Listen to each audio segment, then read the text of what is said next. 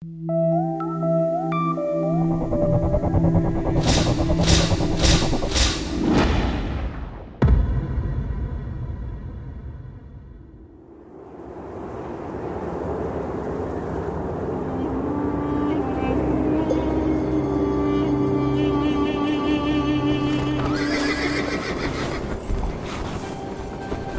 隋王朝再次统一中国的时候，历经战火动荡的人们充满期待。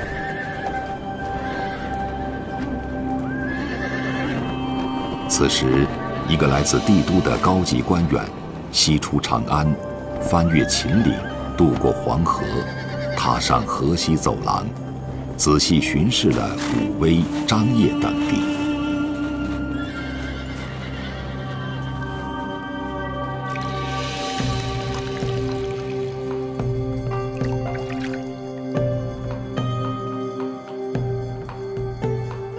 他广泛接触当地民众，约谈地方官员，特别对来自西域的商人给予了高度关注，主动了解他们家乡的风土人情，饶有兴致地听他们讲述漫漫商旅之路上的艰辛故事。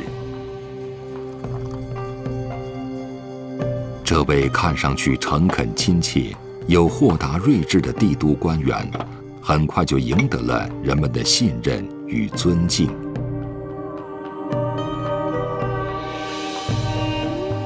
他叫裴矩，西北之行的裴矩肩负着隋王朝交付给他的使命，让维系东西方贸易的丝绸之路重新活跃起来，并致力于打造一条帝国向西的经济动脉。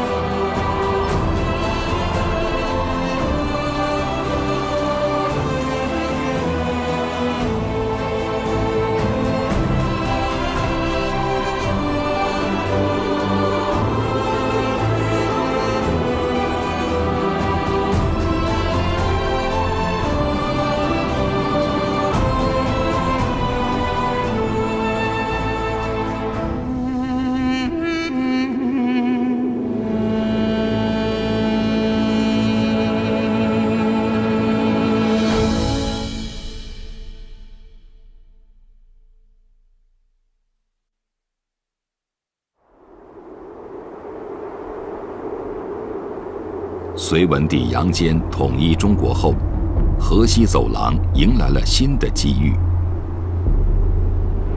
重新开设的边境互市，让丝绸之路再次活跃起来。此时的世界，欧洲刚刚进入黑暗的中世纪，古老的罗马帝国衰落之后，再也没有复兴。而地处亚欧大陆东部的中国，在经历了魏晋南北朝长达数百年的混战之后，终于在公元589年被一个叫做隋的朝代重新统一。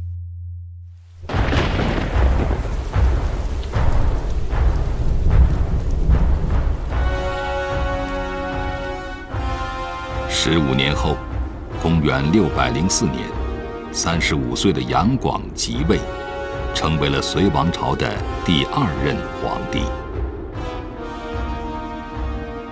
这位被后人称为隋炀帝的杨广，雄心勃勃地选择了大业作为自己的年号。从登基的那一天开始，杨广对于这个国家开拓性的治理思路，就在他的强大集权下迅速推行。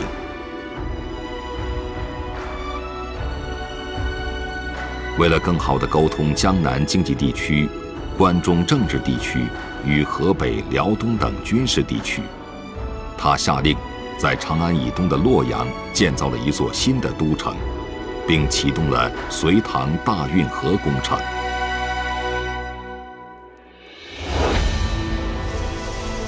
这个全长近2000公里的浩大水利工程，仅仅用了4年时间就开凿完成。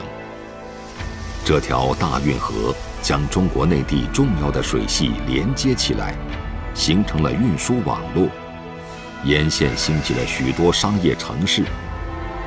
其中江都，也就是今天的扬州，更是因为这条运河成为了隋朝的经济重心。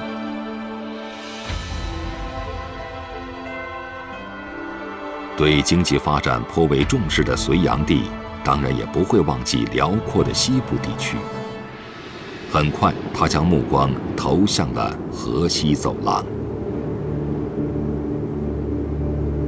自汉武帝将河西走廊纳入中国版图后，作为丝绸之路咽喉的河西走廊，一跃成为重要的商业区域。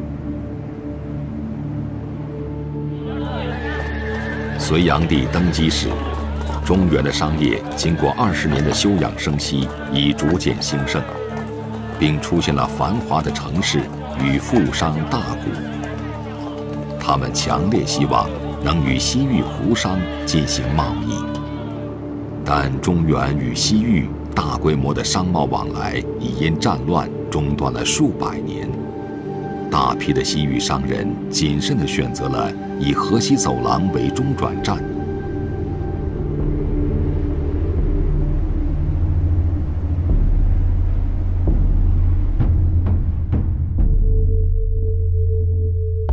面对西域各国的裹足不前，隋炀帝杨广颇费思量。他决定迈出隋朝经营西方的第一步。关于合适的人选，他首先想到了裴矩。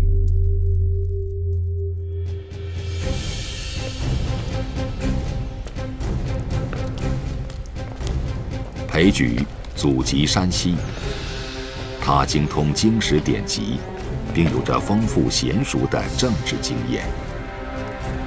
隋朝建国后，裴矩就受到隋文帝重用，参与了隋朝礼仪制度的建立。公元588年，裴矩跟随后来成为隋炀帝的皇子杨广参加了平陈战役，在战后的安抚工作中表现突出，因而得到赏赐和擢升。此后，他通过精准的政治谋略，兵不血刃地让突厥分为东西2部，并使东突厥归附隋朝。隋炀帝登基后，他成为朝廷5位重臣之一。裴矩以其出色的外交能力及他对西北地区民族问题的了解，赢得了隋炀帝的赏识。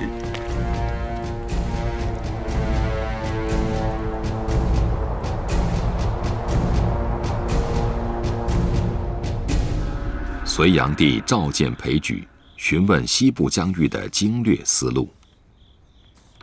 裴矩建议通过疏通河西走廊来恢复丝路贸易，并加强与西域诸国的政治文化交流。这个思路与隋炀帝不谋而合。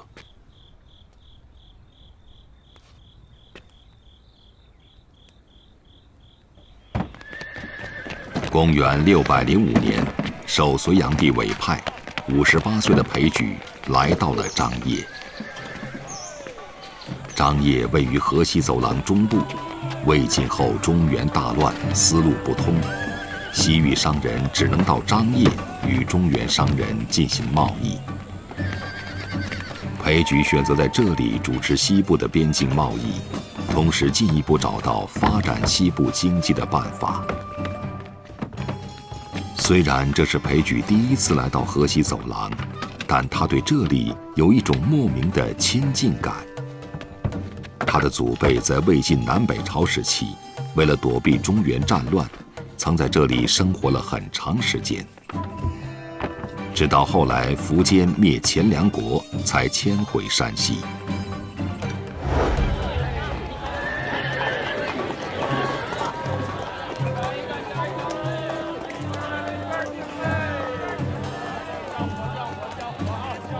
初到张掖的裴矩，很快便被这里的繁荣所吸引。集市上常常可以见到成群结队来自西域的胡商，他们的长相、服饰都明显区别于中原人。他们带着香料、手工艺品、地毯等内地不常见到的货品在这里买卖，之后又采购当地的丝绸、茶叶、土特产，销往广阔的西亚和欧洲各地。古老的商路已经逐渐恢复，边贸互市以及民间的贸易交流正在兴起，这给了裴矩很大信心。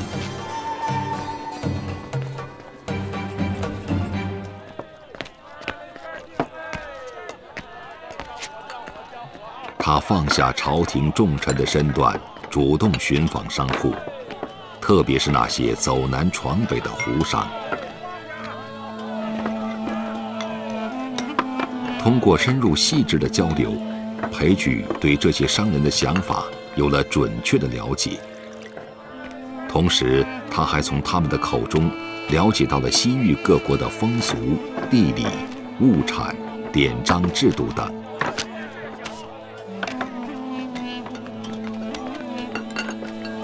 他把这部分内容都记录了下来，再通过查找典籍，汇编了3卷图文并茂的书，取名《西域图记》。在《西域图记》中，裴矩详细记述了当时西域44国的情况，并绘制了大量地图。更为珍贵的是，在这套书的序言中，裴矩第一次详细介绍了从地中海东岸通往敦煌的3条重要通道。北道从地中海到土耳其伊斯坦布尔，渡过北流河到突厥可汗庭，再经过铁勒部、巴里坤湖进入新疆，向东过哈密，沿天山北路进入河西走廊。中道从波斯湾到伊朗，经过乌兹别克斯坦的费尔干纳盆地，翻越帕米尔高原，经过喀什、库车、焉耆、吐鲁番到敦煌。南道从印度洋到印度北部，经过阿富汗，翻越帕米尔高原南路，经过塔什库尔干、叶城、和田、若羌到敦煌。正是有了裴矩的描述，再结合从敦煌到长安的路线，我们可以绘制出当年丝绸之路的全部地图。从这里，我们可以清晰地看出，河西走廊作为丝绸之路通往中原的唯一通道，更可谓是这条商路的黄金地段。坐镇张掖的裴矩深感自己肩上的重任。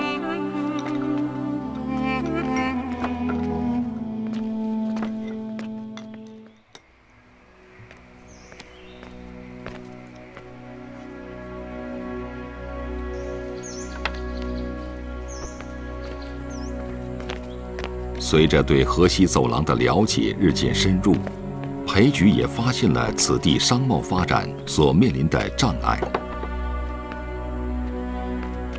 其实，来自西域各国的商人心中都有一个强烈的愿望，那就是能前往长安、洛阳的市场进行贸易。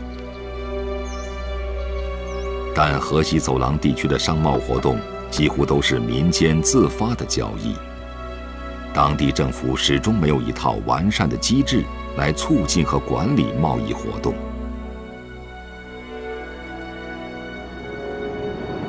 在河西走廊的商路上，自汉代留下的各个驿站都已年久失修，不能再为过路的商人提供食宿等服务了。各国商人因此裹足不前，原本应该繁华如织的丝路贸易也变得阻塞不通。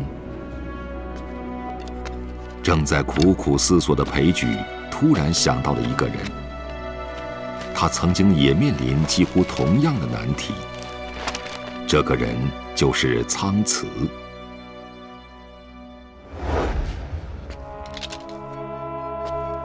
苍茨，淮南人，三国曹魏时期的敦煌太守。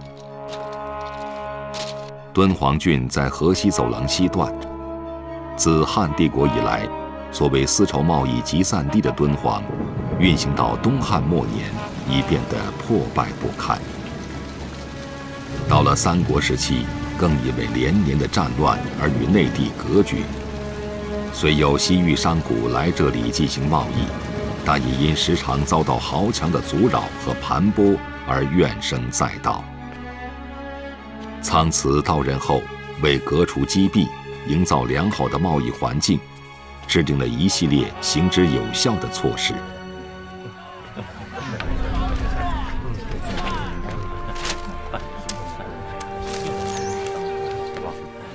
他贴出告示，凡西域商人欲往洛阳贸易的，由政府发给旅途补助；如在敦煌经商，则按官府制定的评价进行交易。同时派吏民护送商队，以保证客商的安全。河西走廊在他的管理下，达到了商贸繁荣的一个高峰。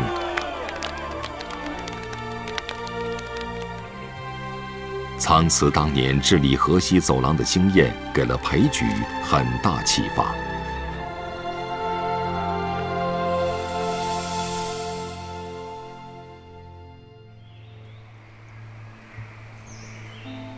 裴矩开始频繁奔波于河西走廊的张掖、武威、敦煌等地，在商路上设置新的驿站，方便商旅的来往。同时，裴矩下令降低关税，甚至免除税款，给予前来与中国交易的西域商人尽可能多的商业利益。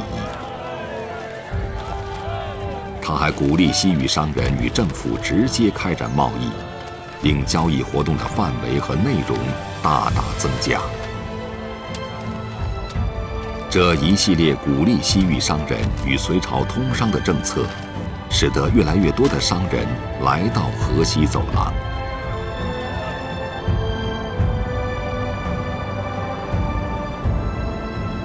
自此，通行在河西走廊上的西域商队可以得到沿途的官府提供的食宿和保护，而所有费用均由政府负担。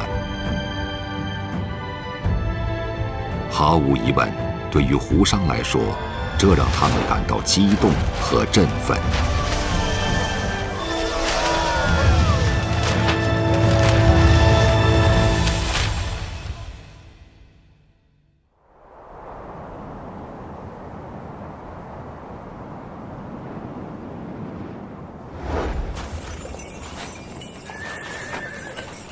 而这些被称作胡商的西域商人，他们中的绝大多数都是粟特人。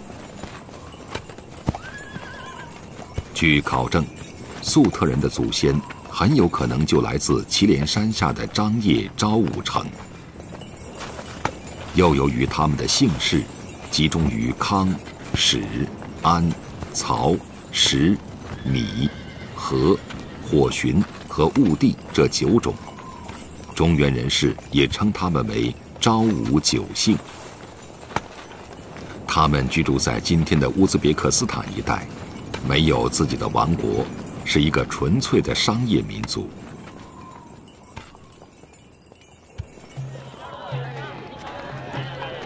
从中亚到长安，他们在丝绸之路东段沿线很多重要城镇留下了足迹。有人将其称作东方犹太人。对于今天的我们来说，他们是一群已经消失了的神秘部族。由于擅长手工艺制作，他们的陶器、银器、丝绸，甚至盔甲，都是当时的畅销品。更重要的是，粟特人很善于把自己的货品变成钱。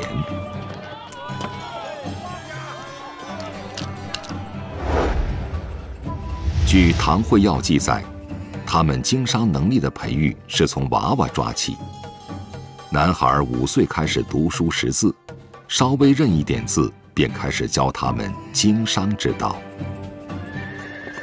也就是说，他们的男孩要学会甜言蜜语，并牢牢掌控钱财，追求利润最大化。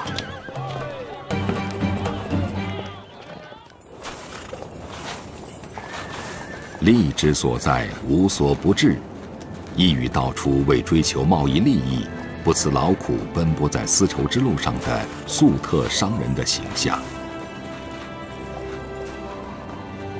他们不仅销售自己的产品，还几乎垄断了当时河西走廊上的国际贸易。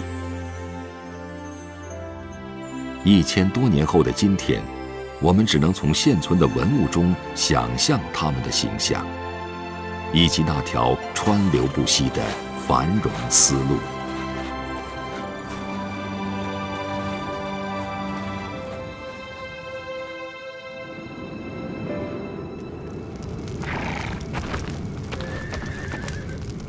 对于粟特人来说，他们不远万里来中国经商，是因为这里有着巨大的经济利益，但同时也存在着巨大的风险。如果不幸被盘踞在河西走廊周围的突厥、吐谷浑等势力劫掠盘剥，他们就有可能血本无归。当然，这也是裴矩所担忧的。他要把这些情况尽快汇报给隋炀帝。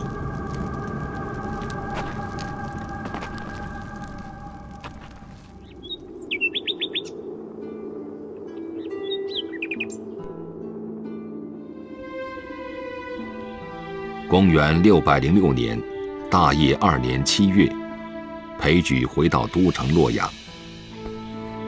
他给隋炀帝带来了西域图记，并汇报了自己治理河西商贸的成绩。隋炀帝随即问起裴矩下一步的措施。裴矩称，西域诸国早就有意与隋朝通商，只是位于祁连山南侧的游牧部落吐谷浑时常侵扰河西一带，阻断了西域各国进入中原的道路。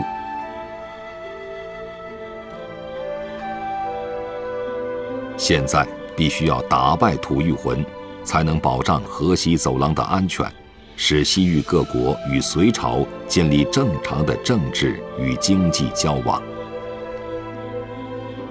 裴矩的这些话让隋炀帝大喜过望，他任命裴矩为黄门侍郎，派他再次返回张掖。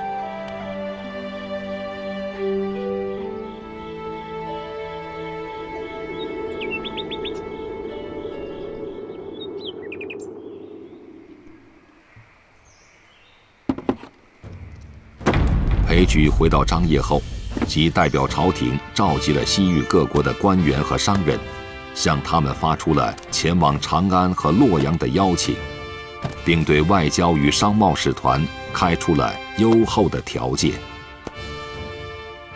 第2年，裴矩还邀请了高昌、伊吾等几个西域国家的王侯来到洛阳，和隋炀帝一起祭祀衡山。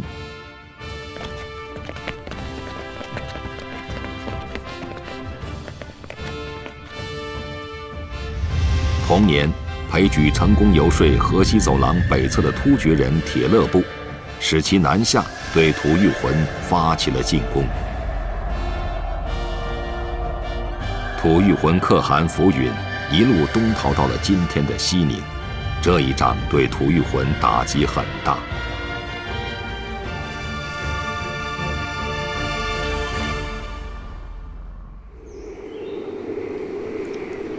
万事俱备，隋炀帝心中随即产生了一个宏大的国家计划。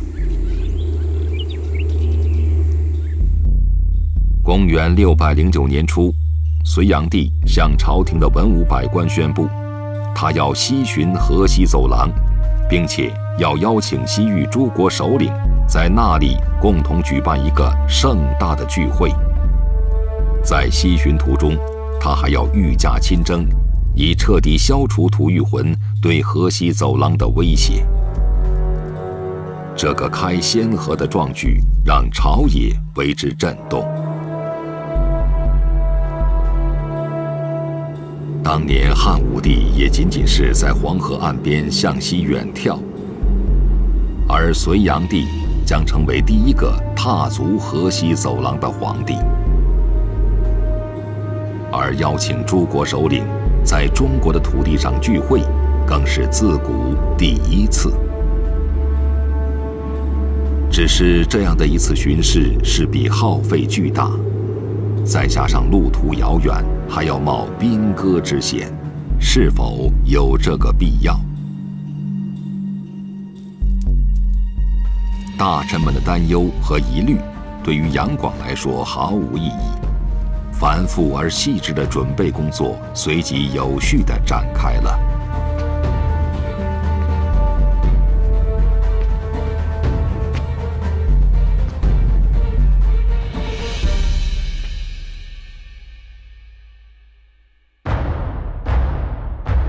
公元609年3月，即隋大业5年，隋炀帝杨广率文武官员、嫔妃、侍从以及10万大军，浩浩荡荡从长安出发，途经扶风，在临津关，也就是今天的甘肃临夏，渡过黄河。2个月后，来到青海的乐都县。隋炀帝带领大军在这里展开了对吐谷浑的全面进攻。隋朝大军势不可挡，吐谷浑部落10余万人投降，仅有几十人跟随吐谷浑可汗福允逃到了青海湖边。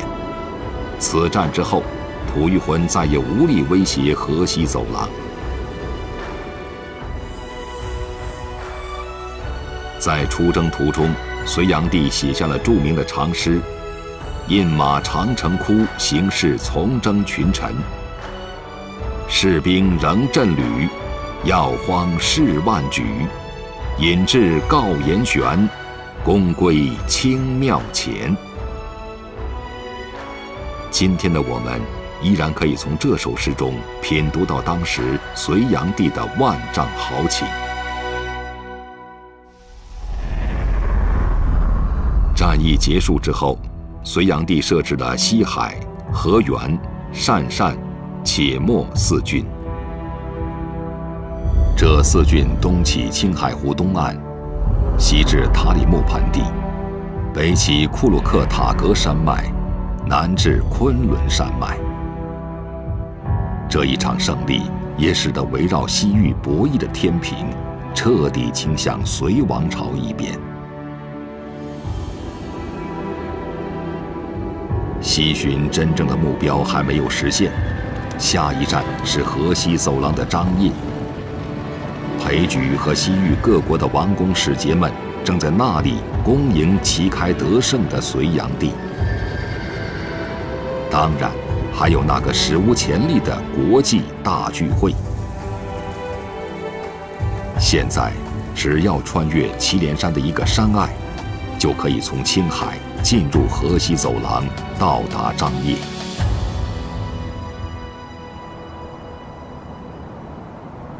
这正是当年张骞进入河西走廊的路。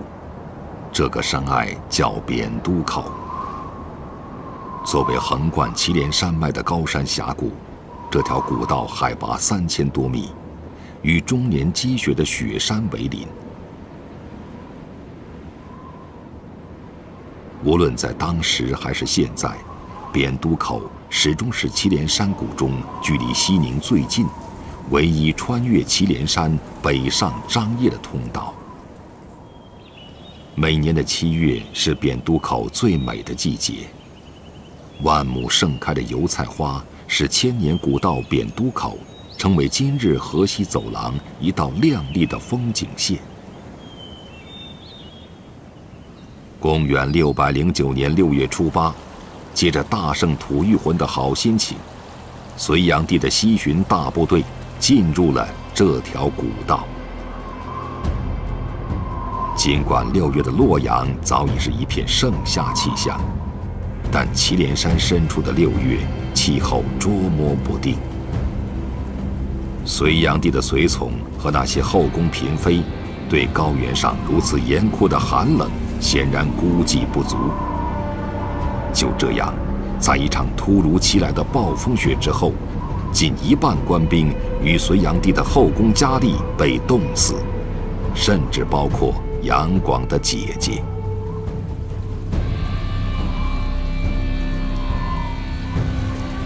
3天后，隋炀帝一行终于在经历了对吐谷浑的大胜和突如其来的风雪这一喜一悲之后，艰难穿越扁都口，来到了张掖的胭脂山下。胭脂山，祁连山的一条支脉，黑河发达的水系孕育了这里丰富而茂盛的植被。山上林海松涛，碧波无际；山下沟壑纵横，清泉淙淙。不远处辽阔的天然草场，正是盛会的绝佳地点。丝绸之路重镇张掖城外的胭脂山下，一场盛况空前、云集西域27国首领和代表的贸易盟会拉开序幕。盛会的主持者自然是来自中原的皇帝。西域各国的使节和首领、商人和平民一起涌入张掖，渴望一睹中原皇帝的风采。高昌和伊吾等西域国家的贵族也来到了张掖，表示愿意与隋朝交好。尽管刚刚经历了扁都口的艰险，杨广在接见高昌王和西域各国使者时，依然不失大国之君的威仪。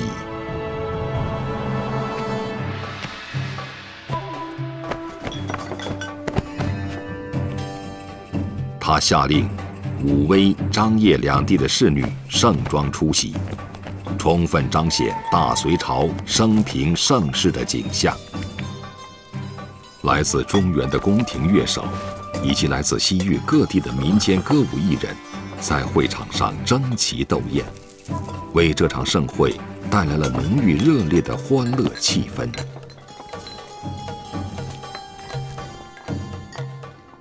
富丽堂皇的官封行殿陈设着中原的手工艺品，西域各国的使节被眼前的雍容华贵折服，对隋王朝雄厚的经济实力叹为观止。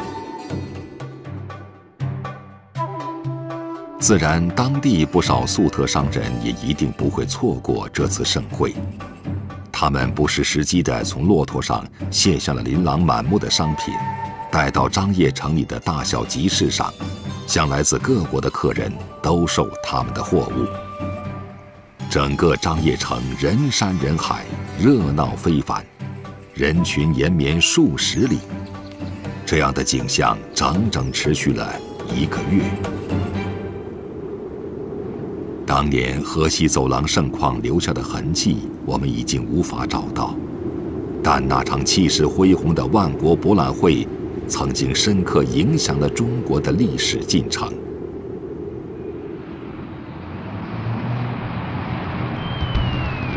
1000多年后的今天，各种各样的博览会已经成为世界风尚。2010年4月30日，上海世博会的大幕正式拉开。在此次世博会上，与敦煌莫高窟一起被搬入了甘肃馆内的，还有1400年前隋炀帝在胭脂山下召开的这场万国盛会。追溯历史，世博会最早的发源地，也许就是在这河西走廊的胭脂山下。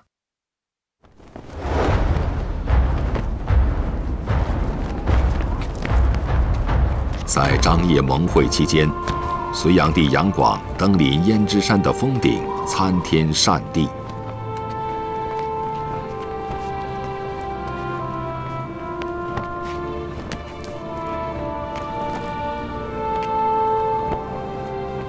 当年汉朝将军霍去病曾越过胭脂山，击败匈奴，夺得河西走廊，打通了中原与西域交往的通道。自此，胭脂山成为胜利的象征，而载入史册。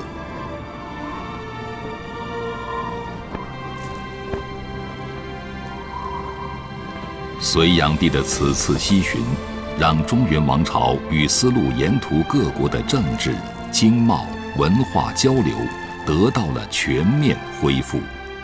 丝绸之路又一次向中原大地敞开。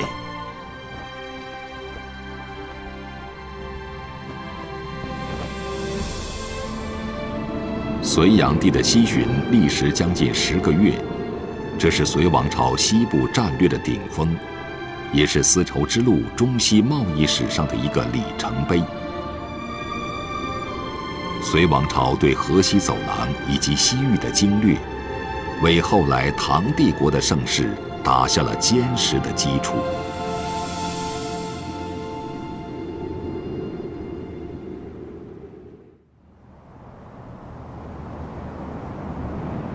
当年河西走廊上的盛况，留给了我们无尽的想念。繁华早已随风而逝，但岁月并未掩埋一切。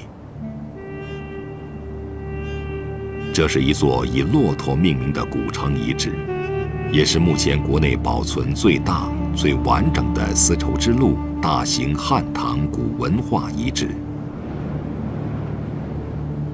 骆驼城位于河西走廊的中段，甘肃省张掖市高台县城西南20公里处。它建于汉朝，曾是魏晋时期北凉的故都，也是丝绸之路的重要商镇。今天的我们穿行于厚厚的城墙间，依然可以回想当年河西走廊的丝路盛景。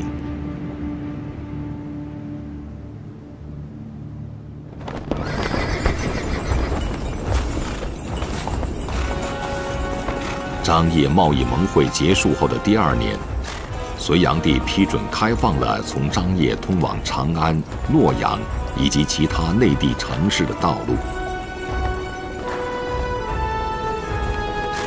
西域各国商人甚至王公贵族，纷纷沿着河西走廊进入长安、洛阳，为中原的都市生活带来了新的面貌。丝路的畅通让商人们获得了更多的商旅便利，关税的降低也使得来中原做生意变得更有吸引力。丝绸之路再度成为世界经济文化交流的最重要通道。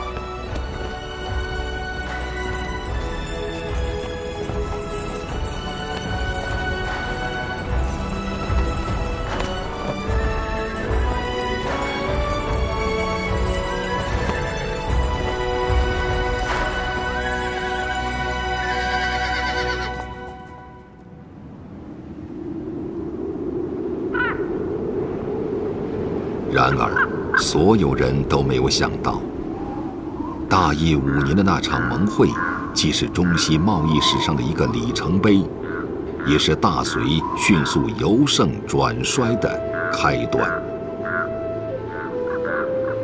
一连串让国家超负荷运转的举措，令隋王朝恰是在国力最强盛的时候爆发了隋末民变。公元618年，仅仅做了14年皇帝的杨广被叛军所杀，隋王朝被一个生机勃勃的帝国取代，它就是大唐。而这个帝国的建立者正是杨广的表兄李渊。李渊为自己短命的表弟选了杨作为他的谥号。古代谥法说：去礼远重曰杨，号内远礼曰杨，好大待政曰杨，四行劳神曰杨。自此，隋炀帝杨广成为了中国历史上最具争议的皇帝。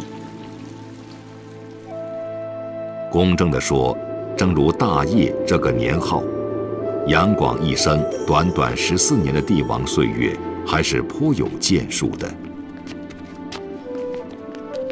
他开凿运河，开疆拓土，经营西域，重开丝路，奠定了大唐帝国兴旺繁荣的基础。但也正是因为他的急于求成，不恤民力，耗尽了国力，加深了人民的痛苦，导致了隋朝的灭亡。正如后世学者对他的评价：其罪也彰，其功也卓，弊在当代，利在千秋。在浩瀚的历史长河中，尽管背负了诸多骂名，杨广仍不失为一代有为之君。河西走廊理应铭记他。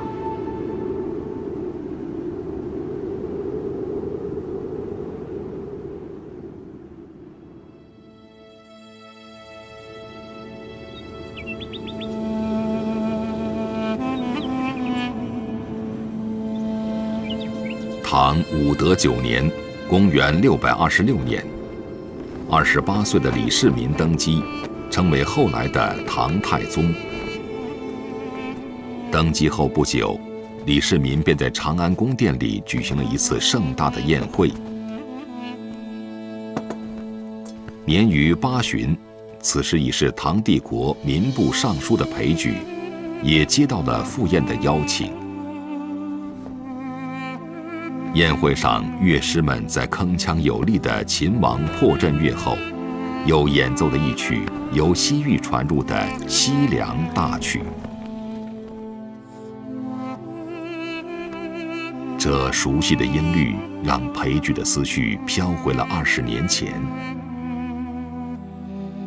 他想起了第一次前往张掖之前的雄心壮志，想起了编撰西域图记时的艰辛，更想起了大业5年胭脂山下，他被隋炀帝安排的贸易盛会。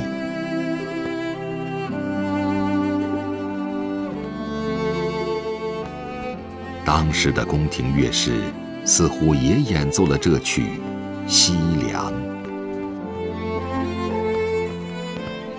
细弱的丝弦拨动了裴矩苍老的心。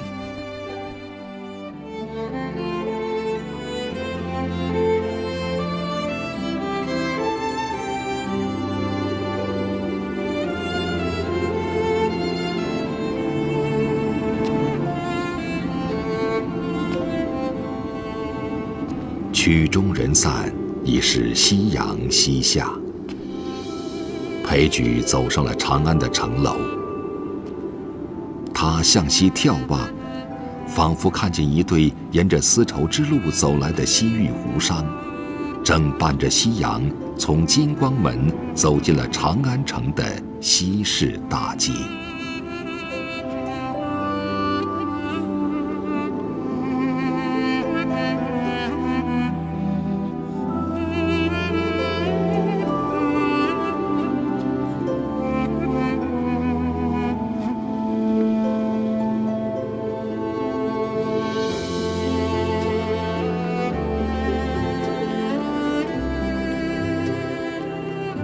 裴矩，这位历经北齐、隋、唐3个朝代的老臣离开了人世。他为之呕心沥血创作的《西域图记》，也在纷乱的时代中流离失散了。然而，裴矩为中原王朝开拓的西北战略，扎扎实实给唐帝国的统治者奠定了稳固平顺的基础。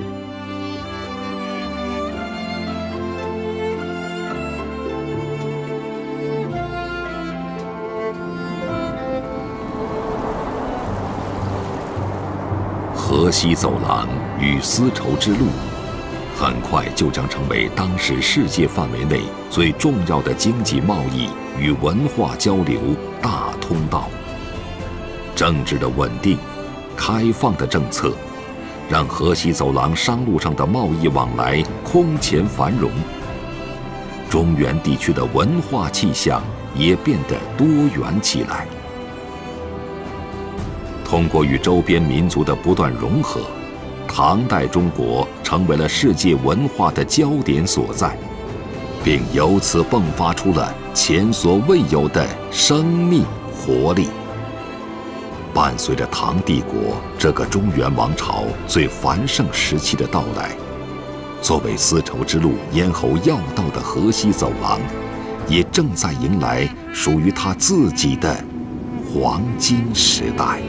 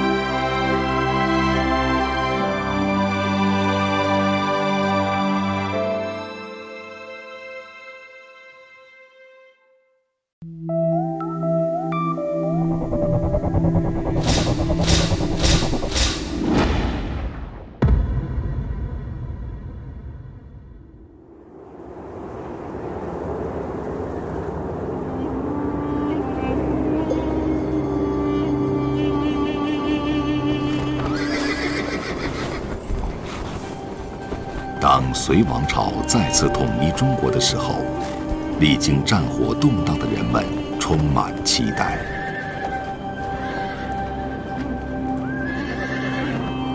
此时，一个来自帝都的高级官员西出长安，翻越秦岭，渡过黄河，踏上河西走廊，仔细巡视了武威、张掖等地。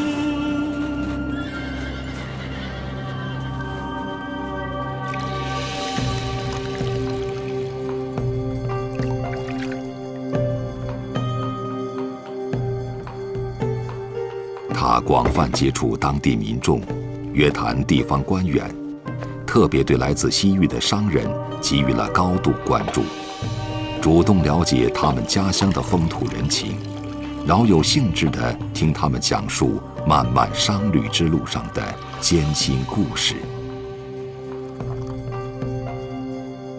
这位看上去诚恳亲切又豁达睿智的帝都官员，很快就赢得了人们的信任与尊敬。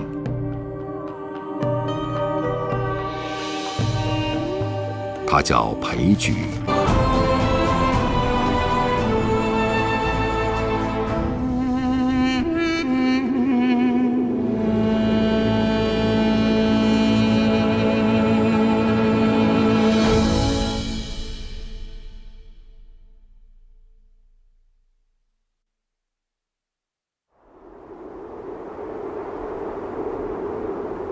隋文帝杨坚统一中国后，河西走廊迎来了新的机遇。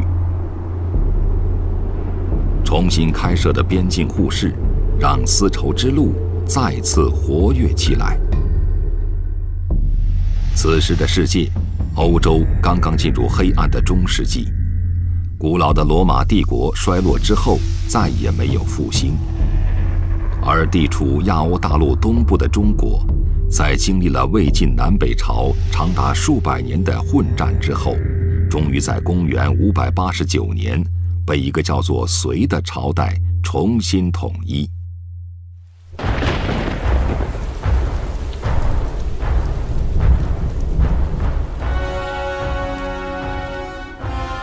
15年后，公元604年，35岁的杨广即位，成为了隋王朝的第2任皇帝。这位被后人称为隋炀帝的杨广，雄心勃勃地选择了大业作为自己的年号。从登基的那一天开始，杨广对于这个并出现了繁华的城市与富商大贾，他们强烈希望能与西域胡商进行贸易，但中原与西域大规模的商贸往来已因战乱中断了数百年。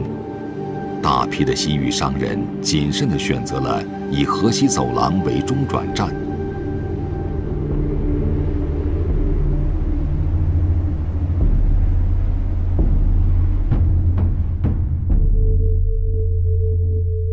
面对西域各国的裹足不前，隋炀帝杨广颇费思量。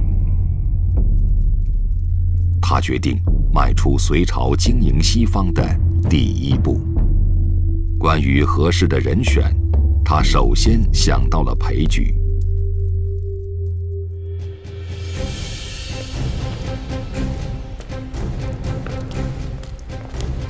裴矩祖籍山西，他精通经史典籍，并有着丰富娴熟的政治经验。隋朝建国后，裴矩就受到隋文帝重用，参与了隋朝礼仪制度的建立。公元588年，裴矩跟随后来成为隋炀帝的皇子杨广参加了平陈战役，在战后的安抚工作中表现突出，因而得到赏赐和擢升。此后，他通过精准的政治谋略，兵不血刃的国家开拓性的治理思路，就在他的强大集权下迅速推行。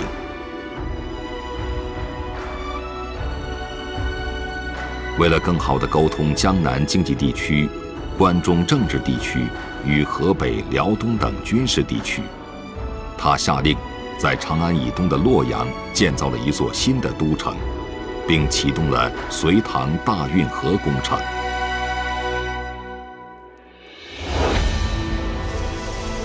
这个全长近2000公里的浩大水利工程，仅仅用了4年时间就开凿完成。这条大运河将中国内地重要的水系连接起来，形成了运输网络，沿线兴起了许多商业城市。其中江都，也就是今天的扬州，更是因为这条运河成为了隋朝的经济重心。